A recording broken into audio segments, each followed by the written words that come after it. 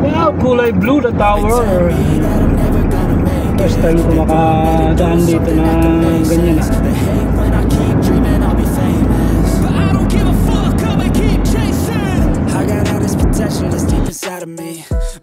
First time natin nakarating dito mga kalibero dito sa Lusail Boulevard. Nakita natin yung landmark ng Lusail Boulevard, yung apat na tower na kulay blue. So ngayon binabaybay natin mga kalibero, mapunta naman tayo ng Pearl. So itong road na to, pakanan, ito yung tinatawag na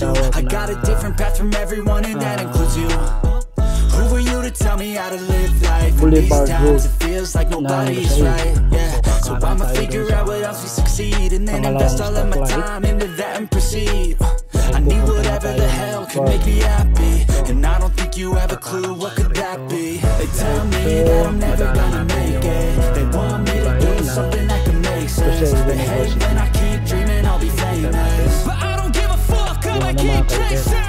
They tell me yung tulay, yung arc ng tulay. they want me to do Ito yung mga karamihan din ng mga customer natin. Meron tayong customer dito sa mga area na ito. Sa ilalim ng Lusail Boulevard na road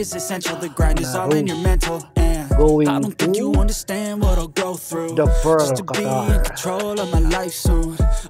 Medyo mabilis yung forward natin ng konti. I've been making changes for the ages. 5-10-year plans are contagious. I attack that shit. Diba? Napaka-colorful ng Doha, Qatar paggabi. Actually makita nyo yan, maliwanag yan. Naka-highlight lang kasi sa video natin. Ilaw, hindi sa masinag. Kaya medyo siniting sa pero kung sa personal nakikita ko man napakaliwanag ng kalsada, kita nyo naman napakarami. Dito na tayo ngayon sa Marina, so tayo sa Lagoon Mall, malapit. Kakaliwa naman tayo. Ito yung Lagoon Mall intersection.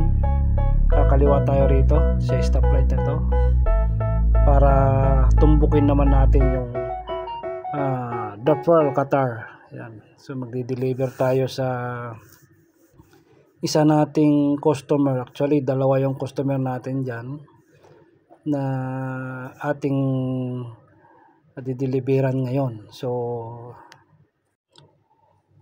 yes, of course, dahil nag-go na, diretso na tayo mga kalabel. Papunta na tayo ng The Pearl, Qatar mga kalabel. So yan, makikita nyo mga kalabel, yung hindi pa nakapasyal dito, napakaganda, napakakulay. Napakakulay ng buhay dito sa Doha, Qatar, di ba? Yan yung building dito, talagang makikita mo yung ganda ng Qatar paggabi mga kalabel. Kaya ako kasi, lagi akong pang-araw, so hindi ngayon lang ako nag-overtime, so nakita natin dito tayo napunta. Yung customer natin ay dito. So yan, nakita nyo yung tulay na kulay green. Yan ay Giwan Bridge ang tawag doon. So yan, nandiyan na yung mga building ng Pearl, Qatar. Yung tinatawag na Porto Arabia.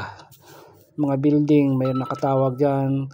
Tower 1, Tower 2, Tower 3. So may pupuntahan tayo dyan na Tower 2 at saka Tower 10. Yung pupuntahan natin yan. Nakita nyo yung mga building. Oh, napakakulay.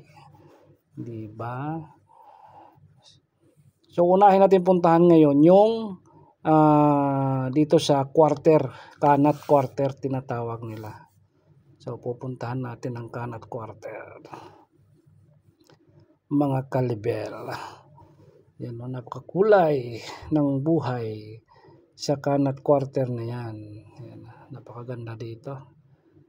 Yan, parang ano rito ang form ng mga building dito para kang nasa Greece or Panama yung building, or Australia, something like that.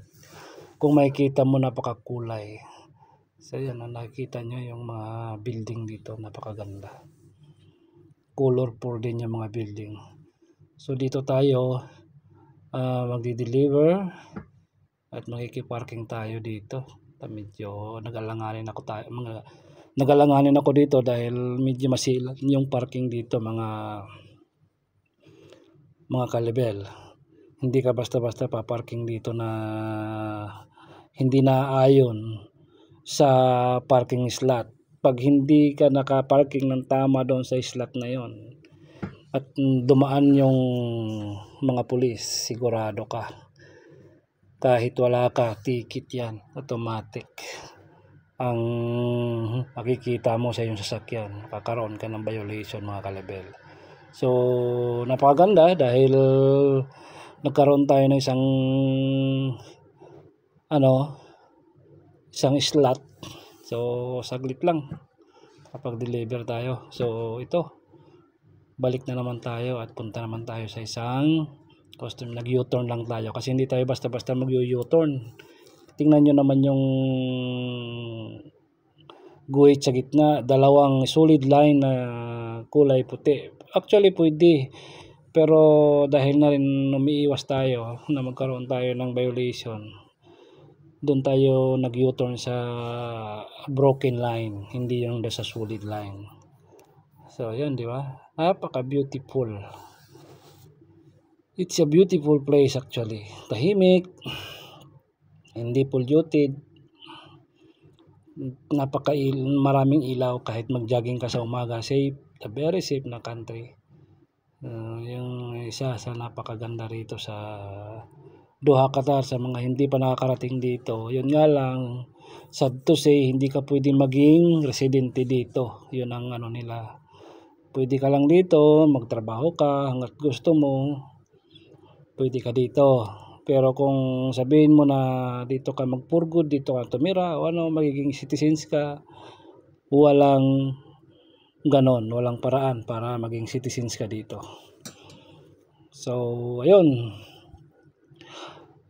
Tuloy-tuloy ang ating pag-ano. Meron ditong runabout na napakalaki. Ito, runabout yan, malaking runabout. So, kailangan mo dyan talagang makipagpatentero.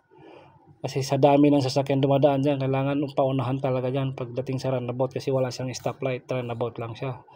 Yun ang isa sa medyo mahirap sa runabout. Kasi paanuhan lang yung paunahan. Saka dapat maganda yung pasok mo para hindi ka maalanganin.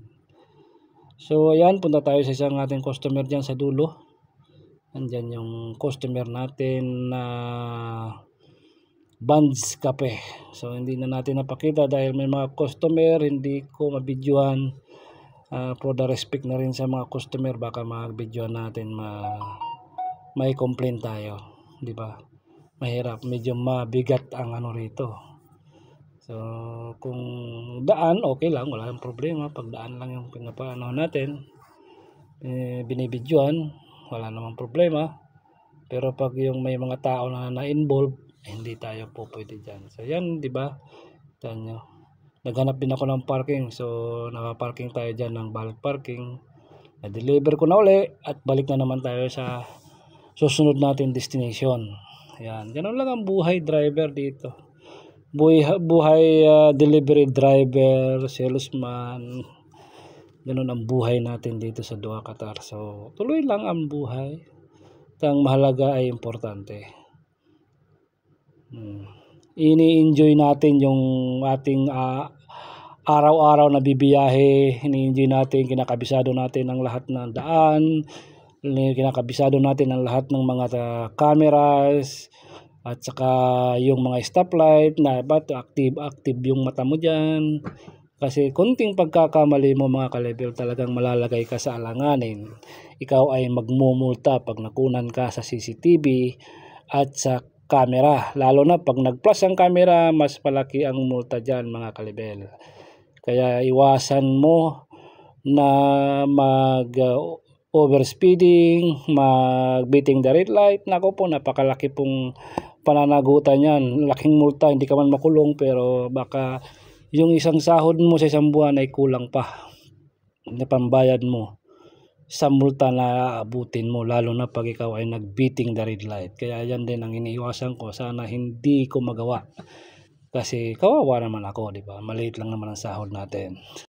At yun nga mga kalibel, siguro hanggang dito na lang ang ating vlog at maraming salamat sa inyong panonood. Kung nakaabot ka rito, huwag mong kalimutan mag-like and share sa ating video at subscribe na rin. As always, Papa Cook TV, ang iyong lingkod. Maraming salamat. God bless. Bye-bye.